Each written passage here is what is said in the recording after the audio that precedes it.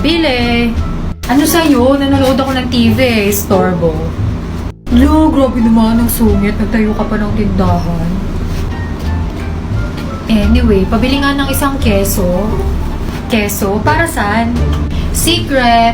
Sus! Lalagay niyo sa spaghetti, no?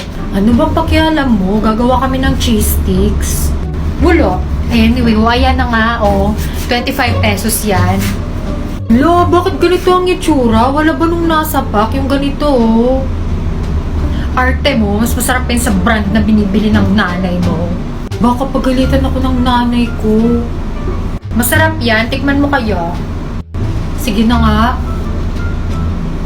Okay naman, ayan, bayad, baka pagalitan na ako. Parang pamilya ng lasa. Hindi ko lang matandaan kung ano. Ay, yung sukli ko. Aling Marie. Uy, kamusta? Nabigay mo na ba sa nanay mo?